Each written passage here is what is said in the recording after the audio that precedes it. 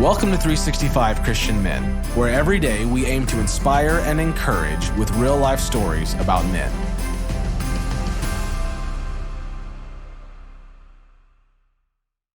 December 24th, Samuel Naaman. Born in Pakistan, Samuel is the son of a former Muslim extremist who became a Christian at an early age and raised his children as Christians. In Pakistan, Samuel said, "Though Muslims may deny it, Christians are legally second-class citizens. That's how we're raised. We live in persecution forever and ever and ever.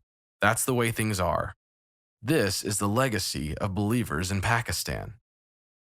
When Samuel was first dedicated to the Lord, he told his father that Christianity was not the way he would go.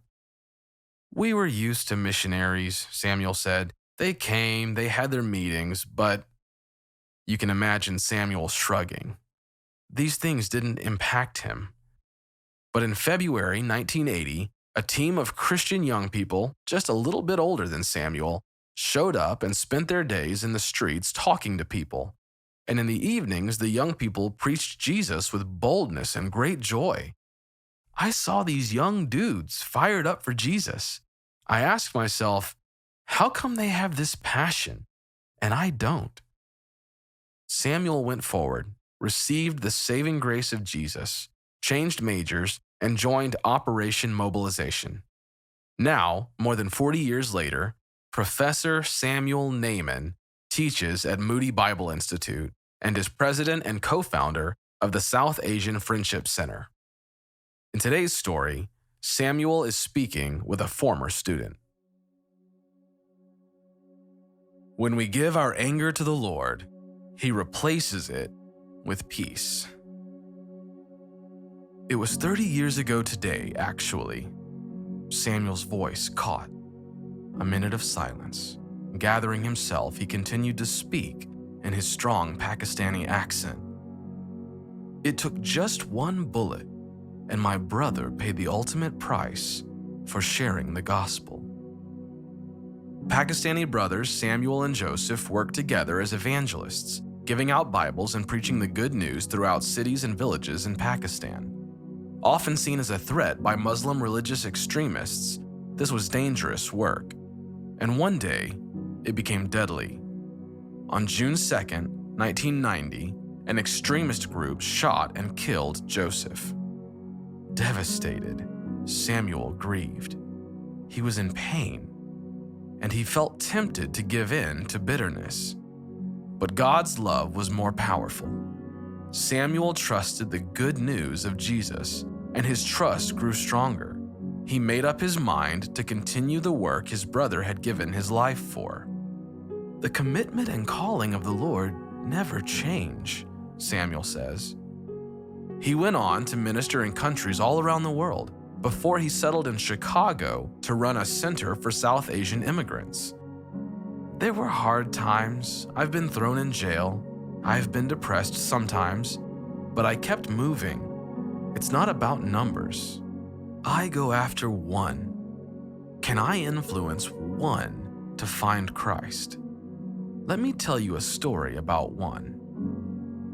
Samuel's story began in the South Asian Friendship Center, located in the heart of the Indian and Middle Eastern section of Chicago. To the many immigrant visitors, the Christian Center offered English classes, books in many different languages, help with paperwork, and free cups of chai or Indian spiced tea.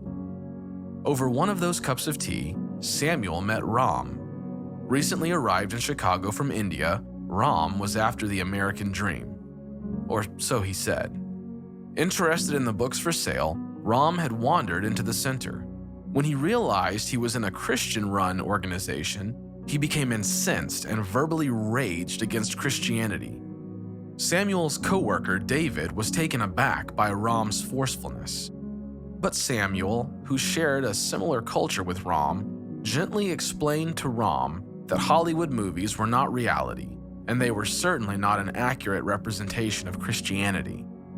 Nevertheless, Ram continued to argue against the Christian faith. Day after day, for weeks, Ram came to the center, took his cup of chai tea and sat to begin his arguments. And Samuel never pushed back.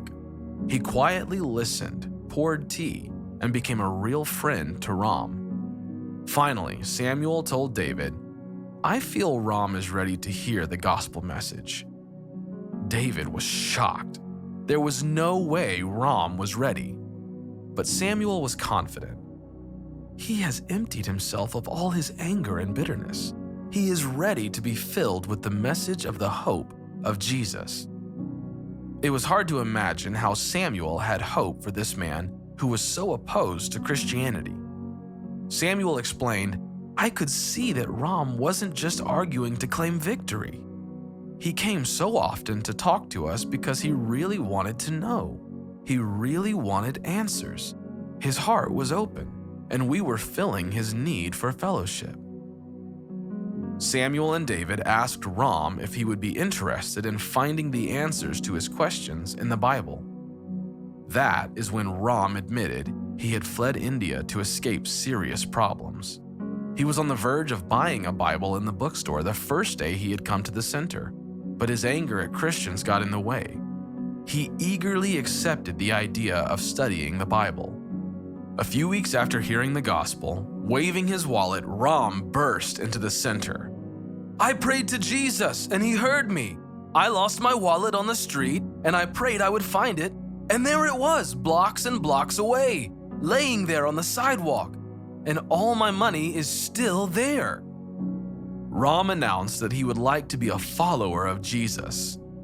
Through genuine friendship, the Word of God, and an answer to a simple prayer, Ram's anger and bitterness left.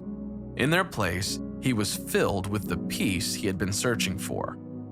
One violent act of focused anger and a bullet left Samuel missing a beloved brother.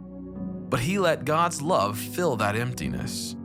Then Samuel took that patient love, gave it to one angry man, and gained another brother. 1 Peter 5 says to cast all your anxiety on him, on Jesus, because he cares for you. Samuel could have allowed the tragedy of his brother's murder to take over his life, filling him with anger and bitterness. But he chose to give his anxiety to God, and that choice made all the difference. Have you ever experienced loss? Has anger overtaken your life? Read the Word of God, find a caring friend who listens, and ask God to empty out the anger and fill you with the kind of love that overflows into the lives of others. When we give our anger to the Lord, He replaces it with peace.